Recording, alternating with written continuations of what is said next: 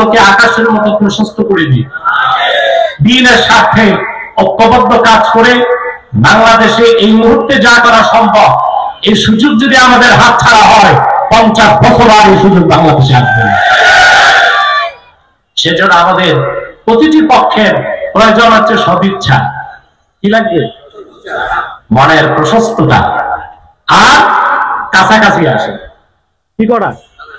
কাছাকাছি আসতে হবে, যেন সংলাপের মাধ্যমে যার যে ভুল আছে তা আমরা সংশোধন করে ঐক্যবদ্ধ হতে পারি। আল্লাহ আমাদেরকে তৌফিক দান করুন। আমি শারীরিকভাবে খুব অসুস্থ, এসেছি ওয়াদা রক্ষা করতে। খুব কম সময়ে কিছু কথা বলছি। আমি দেখতে পাচ্ছি সমাজে একটি বড় সমস্যা বাংলাদেশে, যা আমরা নামাজও পড়তেছি আবার অন্যায় কাজ করে। দেখা যায় একটা লোক নামাজ পড়তেছে আবার সুদ খায়, ঘুষ খায়, খাদ্যে ভেজাল করে,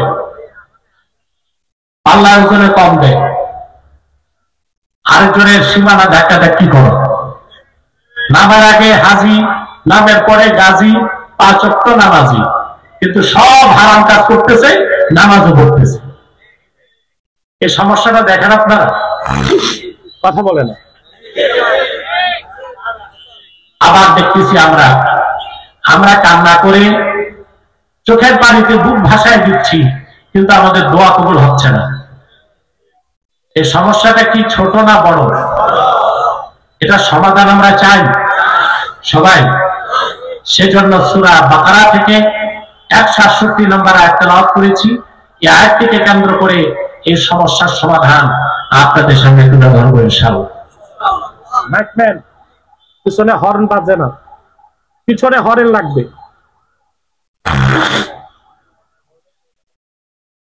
ভূমিকাতে একটি কথা বলবো। আপনারা এখানে এসেছেন, আর্থিক কোন স্বার্থ আছে? কথা বল।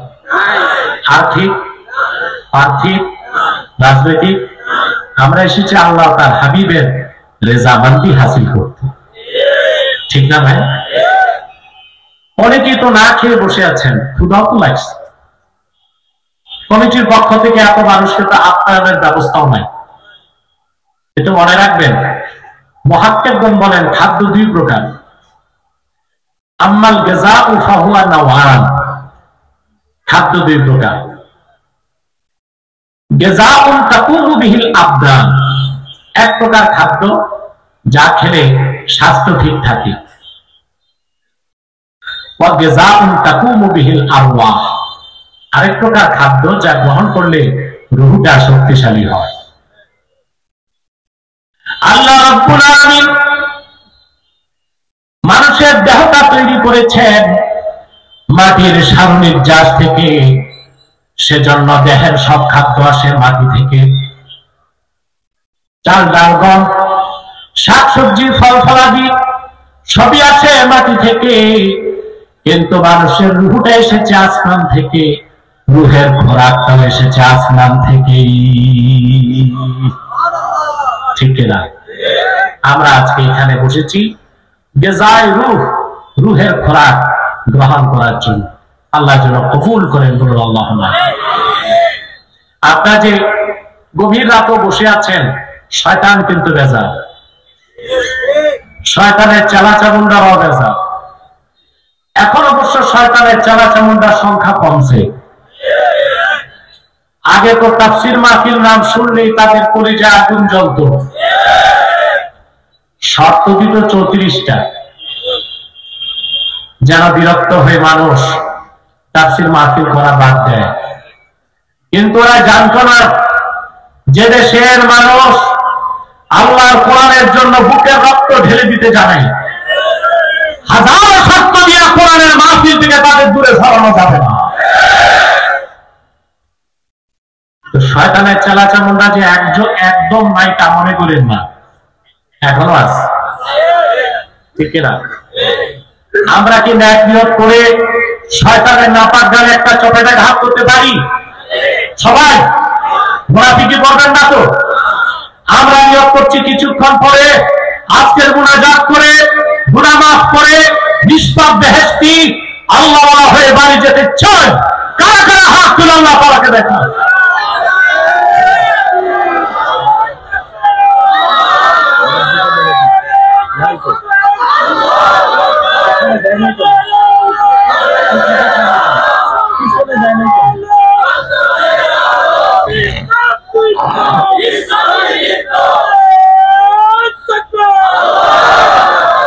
সম্মানিত সুধী, আর দেরি নয়, আমি আলোচনায় প্রবেশ করছি।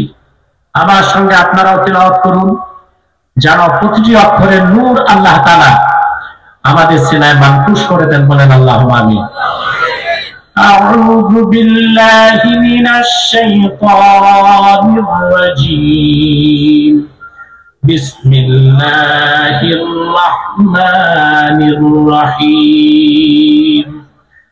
ইয়া আইয়ুহান নাসু কুলু মিম্মা ফিল আরদি হালালান তাইয়্যিবা ولا تتبعوا خطوات الشيطان إنه لكم عدو مبين।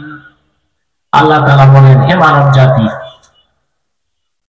কুলু মিম্মা ফিল আরদি হালালান তাইয়্যিবা, এই ভূপৃষ্ঠে যা কিছু হালাল এবং পবিত্র তাই তোমরা খাদ্য হিসেবে গ্রহণ করো। ওয়ালা তাত্তাবিউ খুতুওয়াতিশ শাইতান, শয়তানের পদাঙ্কসমূহ অনুসরণ করো না। ইন্নাহু লাকুম আদুউম মুবিন, নিশ্চয় শয়তান তোমাদের প্রকাশ্য শত্রু। আল্লাহ তাআলা হালাল খেতে শুধু মুমিন মুসলিমদেরকে বলেন নাই, গোটা মানব জাতিকেই হালাল খেতে বলেছেন, ঠিক না? মুমিন, বিশ্বাসী, অবিশ্বাসী, আস্তিক, নাস্তিক, মানুষ পাত্রের প্রতিটি মানুষকে আল্লাহ তাআলা হালাল খেতে বলেছেন।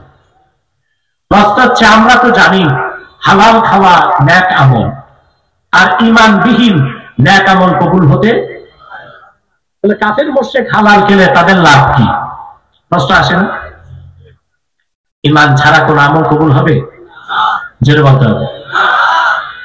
আল্লাহ রাব্বুল আলামিন বলেন, ওয়া মান ইয়াবতাগি গায়রাল ইসলামি দীনান ফালান ইয়াকবালা মিনহু ওয়া হুয়া ফিল আখিরাতি মিনাল খাসিরিন। আর যে ব্যক্তি মুহাম্মদ সাল্লাল্লাহু আলাইহি ওয়াসাল্লামের আনিত দ্বীন ইসলামকে বিশ্বাস করবে না, ঈমান আনবে না, তার নামাজ, তার রোজা, তার হজ, তার যাকাত, কোন একটা আমল আল্লাহর কাছে গৃহীত হবে না, বরং কাল কিয়ামতের দিন সেই ক্ষতিগ্রস্তদের কাতারে শামিল হয়ে যাবে। তাহলে কাফের মুশরিক হালাল খেলে লাভ কি? প্রশ্ন আসে কিনা? জোরে বলেন। জবাব হচ্ছে, প্রতিটি হারাম খাদ্যের কুপ্রভাব মানুষের তিন জায়গায় বিস্তার লাভ করে: দেহে, মনে, মানসিকতায়। দেহে, মনে, মানসিকতায়। আল্লাহ কিন্তু কোন কুখাদ্যকে মানুষের রিজিক বানান নাই, সব দামি জিনিসকে রিজিক বানাইছে। মানুষ তার কুরুচির কারণে শয়তানের প্ররোচনায় কুখাদ্যগুলোকে খাদ্য বানাইছে। শুকরের গোশত, কুকুরের গোশত, সাপ, বিচ্ছু, এগুলো পৃথিবীতে খায় মিলিয়ন মিলিয়ন মানুষ, আছে না? কথা বলে না। কিন্তু আল্লাহ এগুলোকে খাদ্য বানান নাই, এগুলো মানুষ বানাইছে। আল্লাহ যা খাদ্য বানাইছেন, আল্লাহ কিন্তু বৈষম্য করেন নাই। বৃষ্টির পানি দেন, মুসলিমরাও পায়, অমুসলিমরাও। অক্সিজেন, এটা আল্লাহ ভাগ করছেন? জোরে বলেন।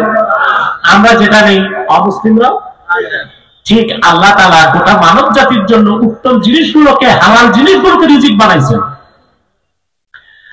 আল্লাহ রাব্বুল আলামিন বলেন, ওয়ালাকাদ কাররামনা বানি আদম ওয়া হামালনাহুম ফিল বাররি ওয়াল বাহরি ওয়া রাযাকনাহুম মিনাত তাইয়্যিবাত।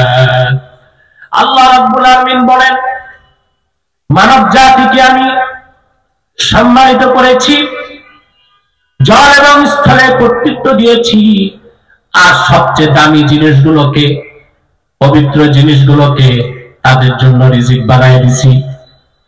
তো রিজিকের ক্ষেত্রে আল্লাহ কোনো বৈষম্য? আল্লাহ রহমান।